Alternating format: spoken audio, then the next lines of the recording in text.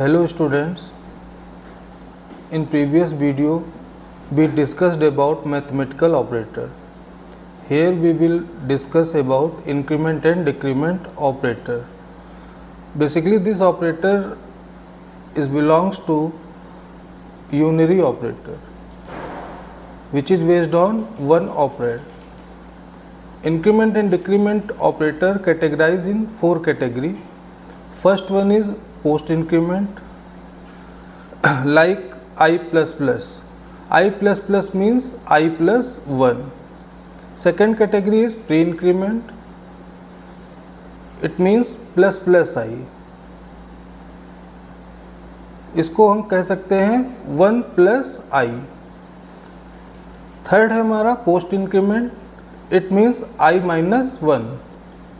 और same pre increment को अगर हम बताना चाहें तो हम कह सकते हैं -1 प्लस आई. अब पोस्ट इंक्रीमेंट होता क्या है, यहाँ पे एक लाइन लिखी हुई है कि value I is incremented after assigning it to variable I. इसको हम एक एग्जाम्पल के साथ समझते हैं. पहले आप देखिए हम क्या लिखेंगे. हैज़ इंक्लूड stdio.h जो हमारी हेडर फाइल है, किस लिए यूज़ करते हैं, स्टैंडर्ड इनपुट आउटपुट के लिए. फिर हम नेक्स्ट लाइन लिखेंगे इंट मेन. यहाँ से हमारा प्रोग्राम का एग्जीक्यूशन स्टार्ट होता है. देन हम यूज़ करेंगे कर्ली ब्रेसेस जो हमारा कोड ब्लॉक होगा. और इसमें हम इस ऑपरेटर को, पोस्ट इंक्रीमेंट ऑपरेटर को एग्जीक्यूट करने के लिए पहले एक वेरिएबल डिफाइन कर लेंगे, डिक्लेयर कर लेंगे int a is equal to 5. इस वेरिएबल को डिक्लेयर करने का मतलब क्या है कि 5 को हमने a में असाइन कर दिया है. देन आफ्टर हम पोस्ट इंक्रीमेंट को एग्जीक्यूट करने के लिए सबसे पहले लिखेंगे वेरिएबल का नाम और देन आफ्टर ऑपरेटर यूज़ करेंगे प्लस प्लस. अब देखिए इसका आउटपुट क्या आएगा. उसके लिए हमें लिखना पड़ेगा print F double quotes value of a is equal to percentile D. Percentile D क्यों यूज़ किया गया है, क्योंकि हमने वेरिएबल को इंट डेटा टाइप में लिया है. उसका फॉर्मेट स्पेसिफायर होता है परसेंटाइल डी. फिर कॉमा लगा के जिस ऑपरेटर की वैल्यू या जिस वेरिएबल की वैल्यू हमको आउटपुट पे शो करनी है उस वेरिएबल का हम यहाँ पर सिंपली नाम लिख देंगे और इसको सेमीकोलन से टर्मिनेट कर देंगे. और प्रोग्राम के एंड में, मेन के एंड में क्या लिखना है, रिटर्न 0. इसको भी हम सेमीकोलन से टर्मिनेट करेंगे. अब देखते हैं कि ये जो हमने एग्जीक्यूट करने की कोशिश की है इसमें आउटपुट क्या आता है. तो हम इसको एक बार एग्जीक्यूट करके देखते हैं रिजल्ट में क्या स्टोर हो रहा है. सबसे पहले अगर डेफसी में हम प्रोग्राम बनाते तो इसको हम किसी फाइल में सेव कर लें. जैसे इसको कर लिया सेव एज और डेस्कटॉप पे या किसी भी डेस्टिनेशन पर एक फ़ोल्डर बना लिया किसी भी नाम से. जैसे कि हमने बना दिया यहाँ पे अनिल नाम का एक फ़ोल्डर और इसमें हमने इस फाइल को पर्टिकुलर किसी नाम से सेव कर लिया. अब इसको हम एग्जीक्यूट करेंगे, देखते हैं कि भी रिज़ल्ट क्या आता है. हमने कंपाइल किया. यहाँ पे देखिए इंक्लूड में हमने सी मिस कर दिया है तो हम दोबारा से इसको सही कर देंगे. इंक्लूड स्पेलिंग होती है. देन आफ्टर हम एग्जीक्यूट करके देखते हैं. देखिए यहाँ पर value of a is equal to 6. इसका मतलब क्या हुआ, ये ऑपरेटर किस तरीके से काम करता है पहले इसको समझ लो. यहाँ पे हमने ए की वैल्यू 5 असाइन कर रखी है और हमने यूज़ किया है पोस्ट इंक्रीमेंट ऑपरेटर ए प्लस प्लस.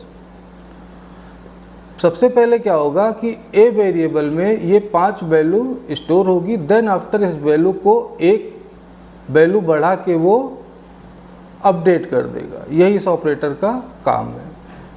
अब दूसरा ऑपरेटर चेक कर लेते हैं, प्री इंक्रीमेंट ऑपरेटर। इसका क्या लॉजिक है कि पहले हम इसमें ऑपरेटर यूज करेंगे प्लस प्लस, उसके बाद हम वेरिएबल को लिखेंगे। अब इसका आउटपुट आप लोग देख सकते हैं, किस तरीके से देखेंगे, प्रिंट एफ, डबल कोट्स में हम लिखेंगे वही line, value of a is equal to percentile D. Percentile D का यूज अभी बताया कि ये फॉर्मेट स्पेसिफायर है इंट डेटा टाइप का, इसलिए हमने यहाँ पर यूज़ किया। और ए की वैल्यू को हम यहाँ पर देखना चाह रहे हैं कि प्री इंक्रीमेंट ऑपरेटर में ए की वैल्यू क्या मिलती है, और फिर इस प्रोग्राम को हम एग्जीक्यूट करके देखते हैं। Compile and run.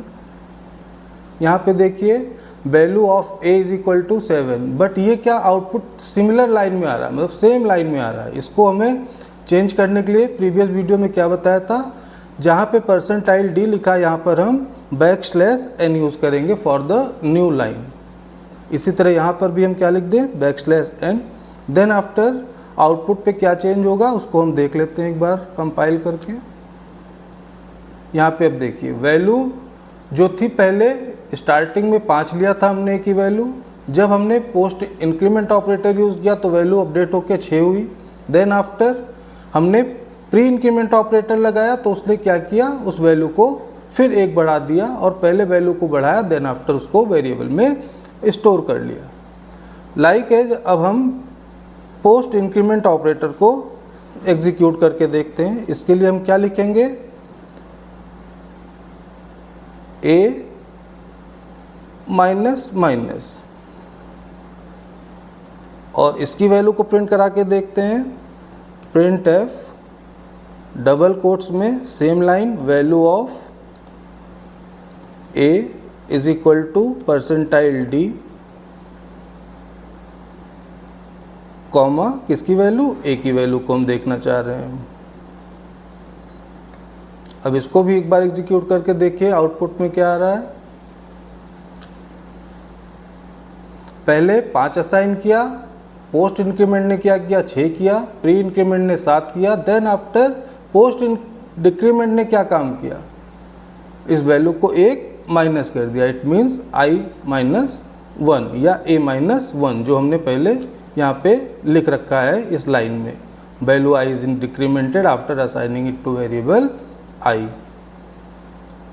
फिर हम प्री डिक्रीमेंट को भी एग्जीक्यूट करके एक बार देख लेते हैं। यहाँ पे हमने लिखा माइनस माइनस a, जो वेरिएबल हमने डिफाइन कर रखा ऑलरेडी, इसकी वैल्यू हम प्रिंट करा लें, प्रिंट एफ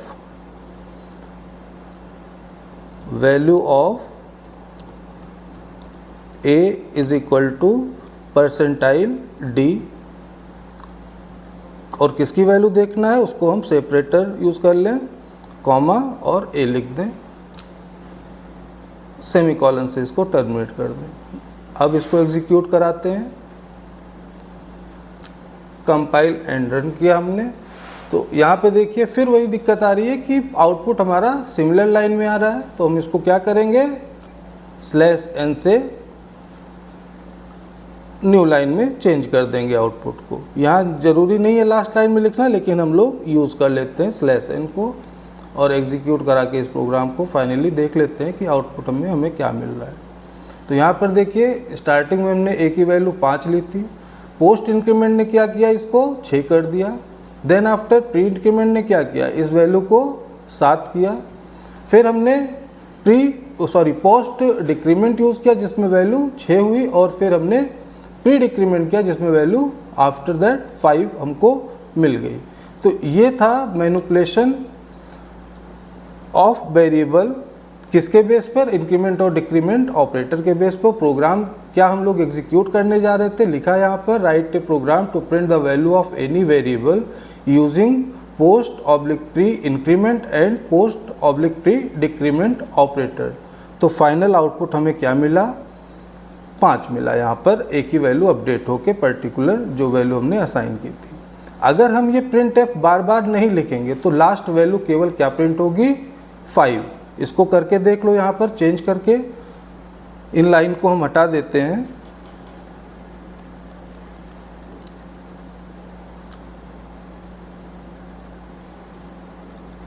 इन लाइंस को आप यहाँ से हटा दीजिए, जो भी आपने प्रिंट स्टेटमेंट लिखे हैं 3, और एग्जीक्यूट करके देख लीजिए इसका आउटपुट क्या आएगा।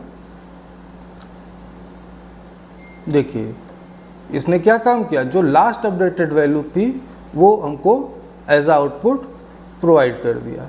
Thank you. अगले ऑपरेटर के बारे में हम नेक्स्ट वीडियो में देखेंगे।